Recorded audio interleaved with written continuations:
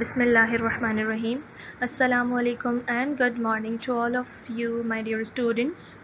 I hope you are well and fine, you are doing great. I hope you all are safe and sound.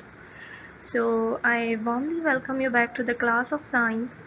In this class, we are going to continue our one of the chapter which we started. And what is that chapter we are going to see on the next slide. So, let's get started with the name of Allah.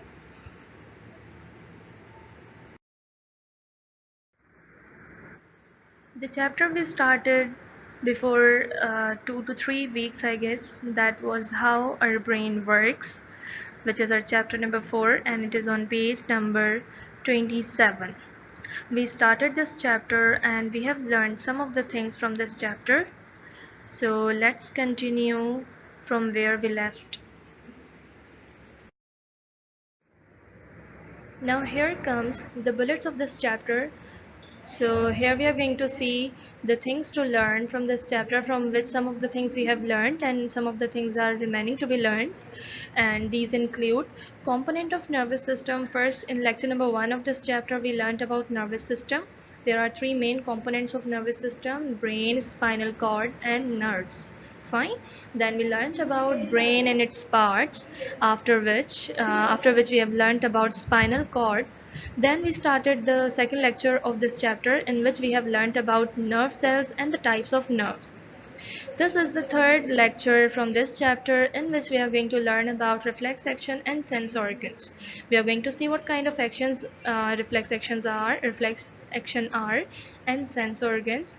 You might be learning about sense organs from class 2, but how they are coordinating with your brain, we are going to see. So let's get started with reflex action.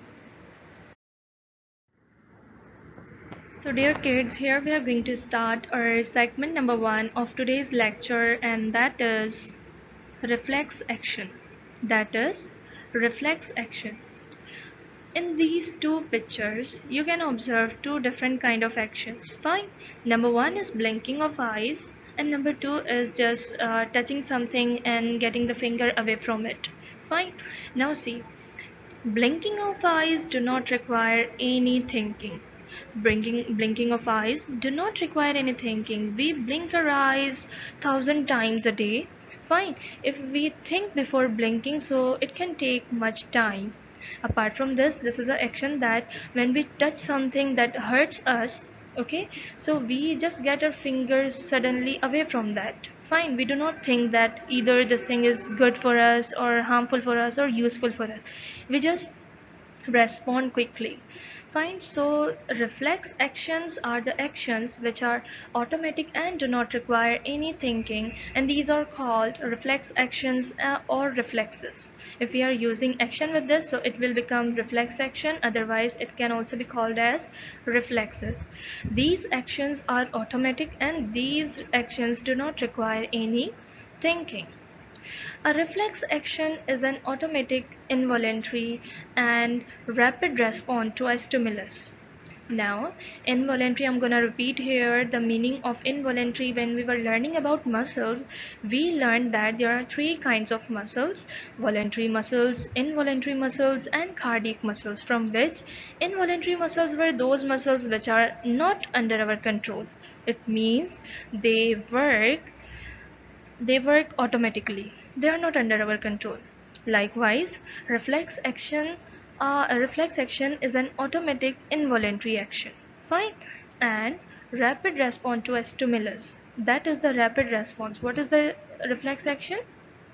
A rapid response to a stimulus. Stimulus means any change. Okay. Reflexes are the messages that take shortcut. How do they take shortcut? We were talking about reflex action, that reflex action do not require any thinking. Fine. It means they happen suddenly. Fine. Now messages that take shortcut, they are reflexes. They do not go up to the brain. If they go up to the brain, and brain will command that what to do, and the message will come from the brain, it can take a few seconds, it can take some nanoseconds. But reflex action can happen within nanoseconds, and it do not the messages do not go up to the brain. So, the spinal cord sends the response. This is really important. The spinal cord sends the response. And in the result, this saves time and prevents major injury. Now here you can observe in this picture that there is a flower. Fine. Now this is the hand. If we touch this thorn, it can hurt us. Now the messages will take shortcut, and spinal, this is spinal cord, the action would be taken by spinal cord. It means this message does not go up to the brain because it can take time. So what does spinal cord do? Spinal cord responds itself, which saves time and prevents major injury.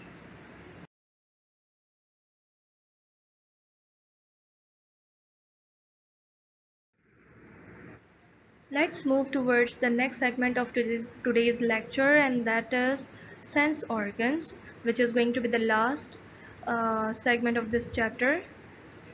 Now, everybody from us know that we use our senses to obtain information about our environment. There are 5 main senses, and these are sight, smell, touch, hearing, and taste. Fine. These are the 5 senses, and we are having 5 sense organs for these 5 senses, and these are eyes, nose, ear, tongue, and skin. Fine. Now, all these sense organs are linked with our brain. Okay. All the information we obtain from our environment by these senses, by these sense organs, the messages are sent to the brain first. Then brain will recommend what to do. Fine. So these are, you can see these are 5 senses: eyes, tongue, here you can see ear, nose, and skin. Okay, this is how messages are sent to the body, and sense organ sends the messages to the brain. From 5 sense organs, number 1 we are having as the eyes. Fine. This is how the eyes look like from inside, and here are some of the points from which number 1 is eyes are spherical in shape. They are round in shape, they are spherical in shape. Fine. Afterwards, these are fit into the sockets of the skull. Okay, in this skull there are two of the sockets for the eyes where these are fit. Apart from this, the colored circle in the eye is called iris. The colored circle in the eye is called iris. Here iris is labeled properly, and you can observe it from here. Apart from this, the central black spot is pupil. The central black spot is pupil. In the background, this is the pupil, and in this diagram, this is the mid portion, which is pupil. It is the black spot in the center of the eye. Light enters through the pupil. Okay, we get the light and we see just because of the light. So light enters through pupil. This is the pupil, and through the pupil light enters into our eyes. Iris makes the pupil larger and smaller. This is the iris. These are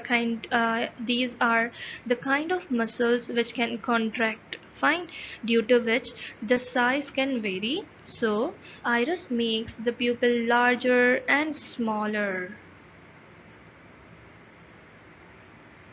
Lens forms the image. In the picture you can see this is the lens. This is the lens, and image is formed by the lens. The screen called retina.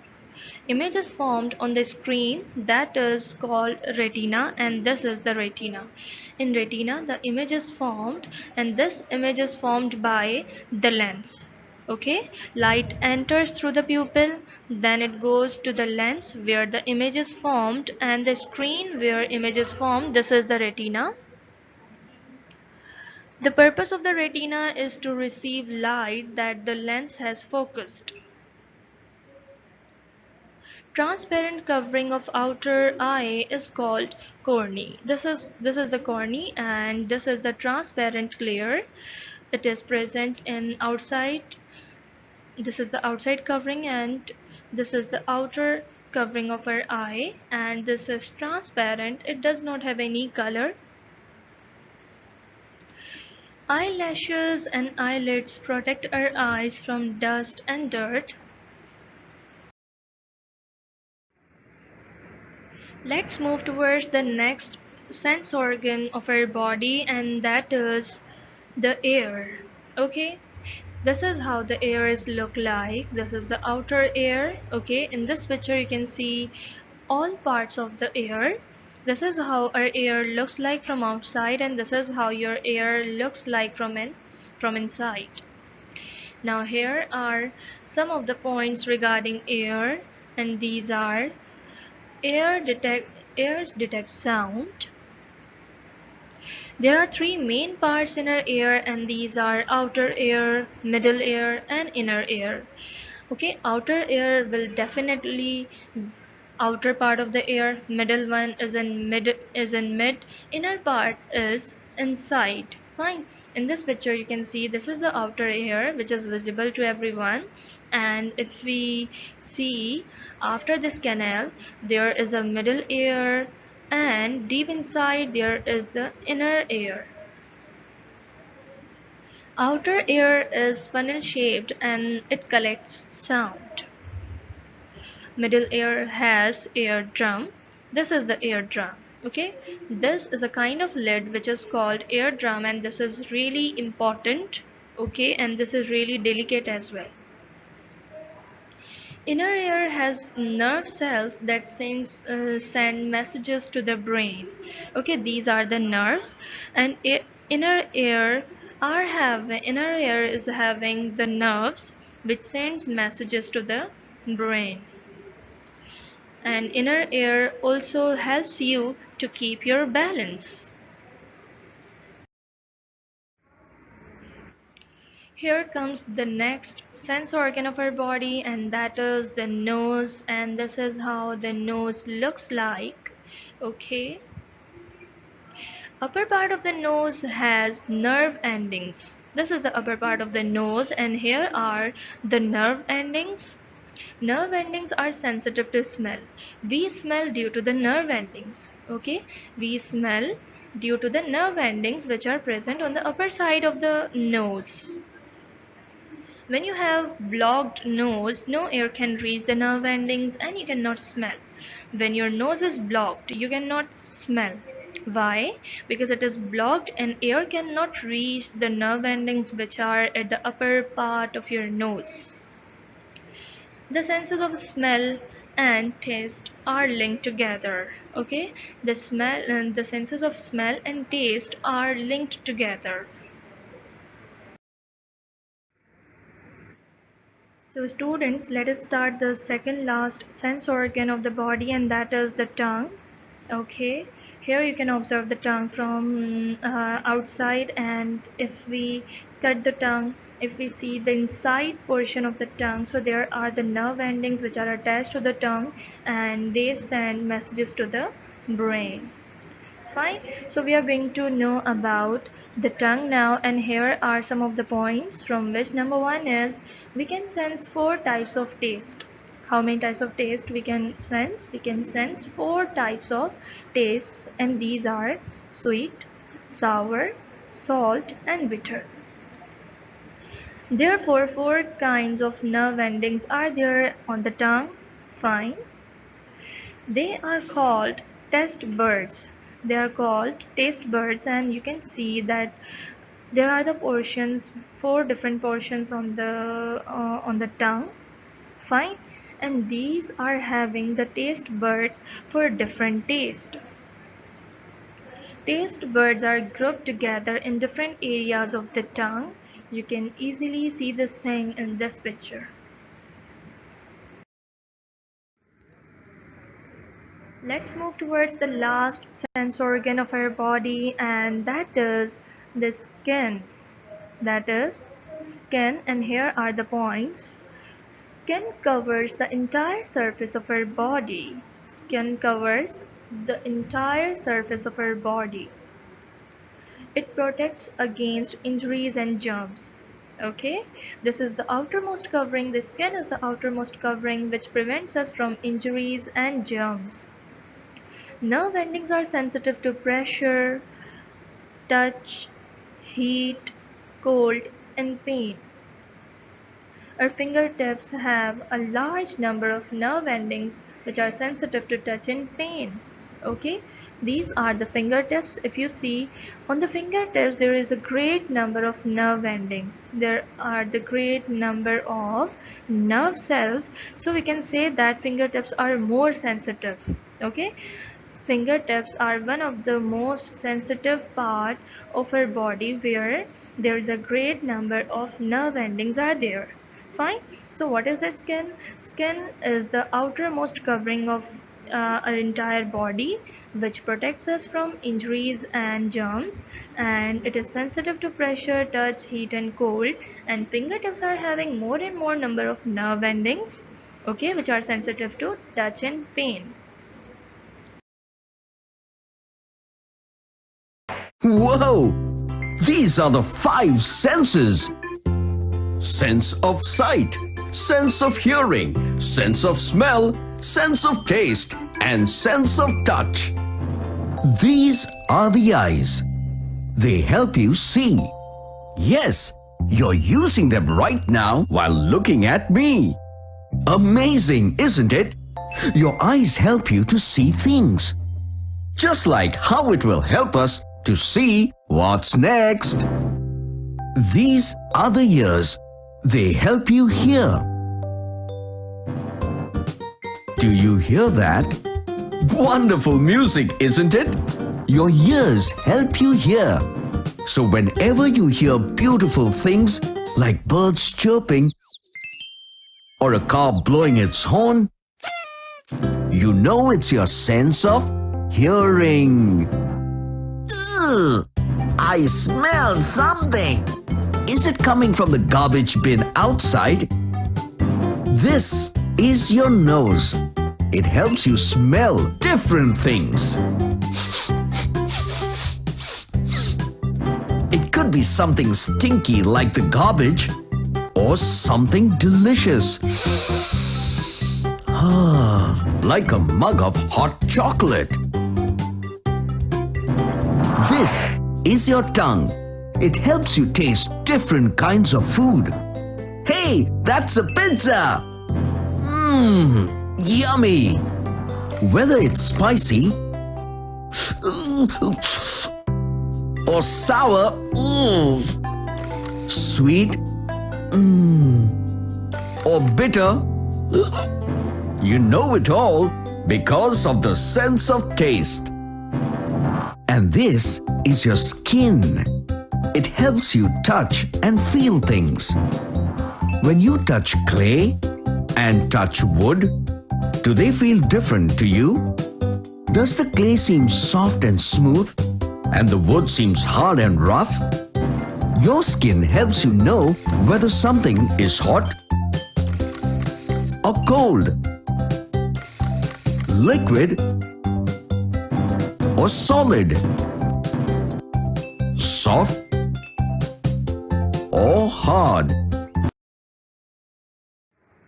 So this is the time to say goodbye to all of you, because here we have completed our chapter properly. In this chapter we have learned about many things from which, if it concerned with today's lecture. In today's lecture we learned about sense organs of our body: eyes, nose, tongue and skin and ear. Fine.